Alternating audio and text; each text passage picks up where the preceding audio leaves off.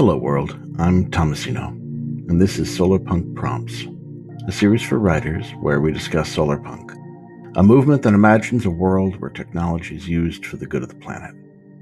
In this series, we spend each episode exploring a single solarpunk story prompt, adding some commentary, some inspirations, and some considerations.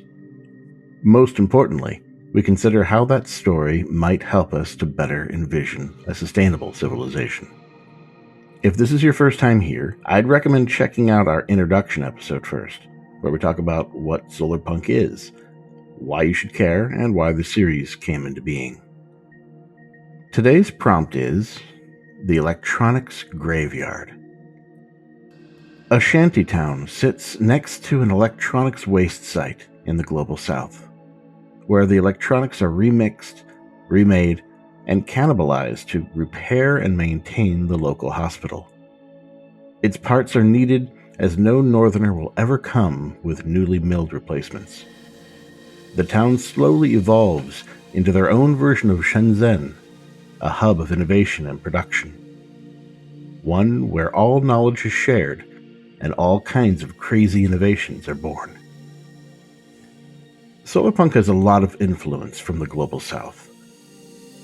Though the concept floated around blogs as early as 2008, it was really a short story collection published in Brazil in 2012 that put the movement into the public eye. Solarpunk, Historias Ecológicas e Fantásticas em mundo sustentável. And while the Art Nouveau aesthetic would bubble out online, the ideas of technologies and practices it would draw from were already well established in the global south. Solar energy and urban agriculture became shiny cover art, but scrappy reuse of material, upcycling, creative hacks, organic architecture, these innovations of daily reality helped prevent the idea from becoming a vague, optimistic futurism, and instead a viable movement for activism. It's because of this foundation that solarpunk can so firmly say, we're a real thing trying to create real change, not just a utopian fantasy. Solarpunk is no utopia. It may be speculative, but it's realistic. The term utopia was created by Sir Thomas More for his book of the same title, published back in the 16th century. He created the fake word using Greek roots meaning not and place. Utopia as a term was meant to literally mean an impossible place, not an achievable society at all. Solarpunk isn't a utopia. It's what More would have called an evtopia, or the good place. He actually addressed the name contradiction in an epilogue to Utopia, saying, "Wherefore not Utopia, but rather rightly my name is Evtopia, a place of felicity." And yes, if you're wondering, Evtopia was the inspiration for the TV show's name. Solarpunk innovation isn't even necessarily about futurism. A community being in balance with nature doesn't require massive new technological advances. Think about the old adage, reduce, reuse, recycle.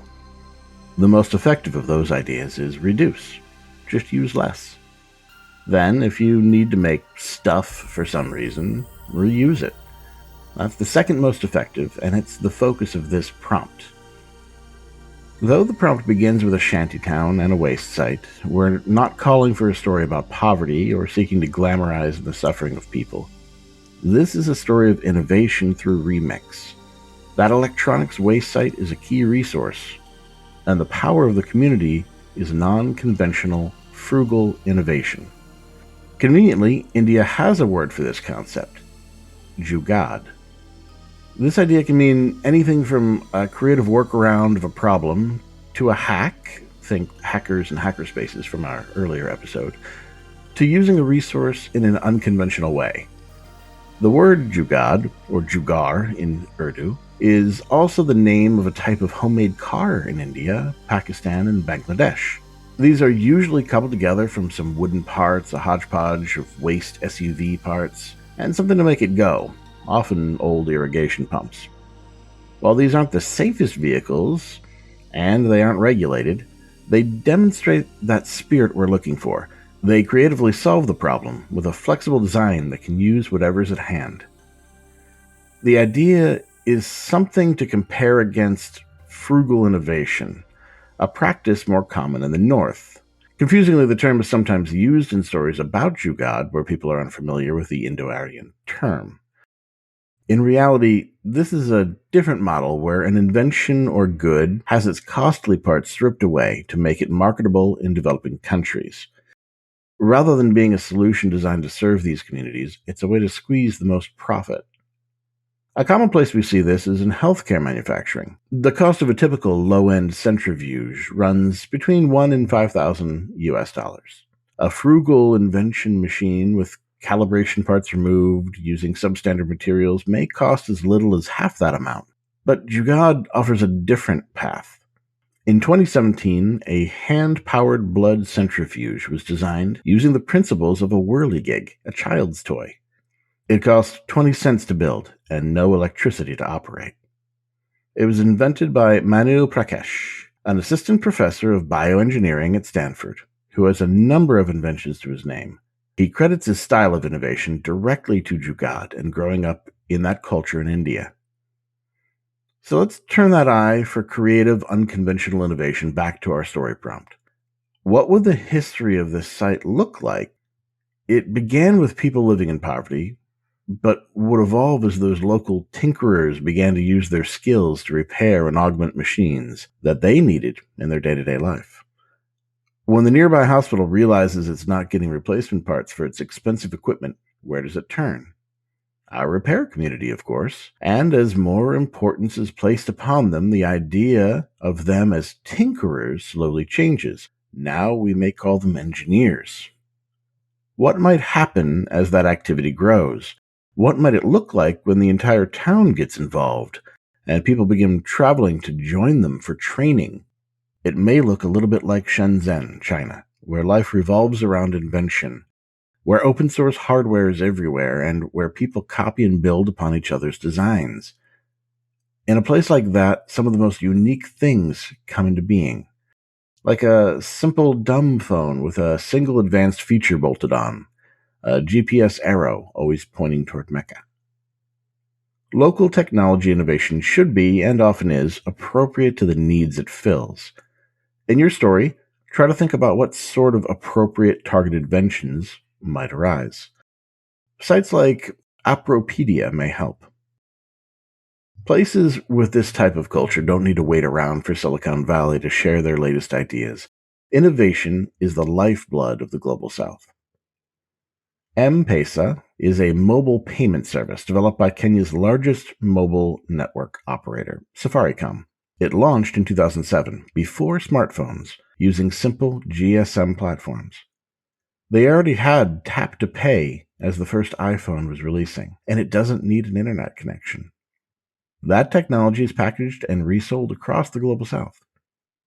Consider also the Mobile Alliance for Maternal Action, SMS Mama in Uganda, and Mama Bangladesh. Mobile phone SMS-based systems for monitoring pregnancy and reproductive health. Platforms and services addressing issues of infant mortality and using infrastructure already in place in new creative ways. It's important to avoid negatively stereotyping the communities in our stories.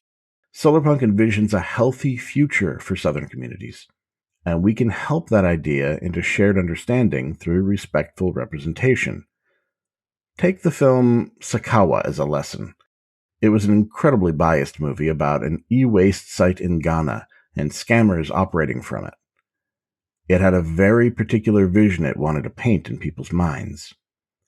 At the very time that documentary was filming, Ghana hosted a global conference, Republica Accra, with over 2,000 technologists from 32 countries across the continent and beyond just next door, all discussing the rising digital society and innovations in Africa. Finally, try to consider the other angles you can take in your story. Is this story taking place during the buildup of the reuse-oriented community or after? Is your point of view from within, or a new set of people just arriving? Is there a specific need for their skills at the forefront? How How does Jugad play into the development of your plot? Do the characters act in a way that demonstrates their nature of creative problem solving? How do they deal with new hardships? How do they express joy in unique ways? Try to explore new creative ways that your character's culture might influence their decisions, and let that innovate new story directions for you. It's Jugad for Plots. Until next time, I'm Thomasino. I hope you'll join me for the next Solarpunk prompt. Music in this recording is Unlatching the Escape Pod's Lid by Bubble Keki. From Global Patterns compilation, Solarpunk, A Brighter Perspective.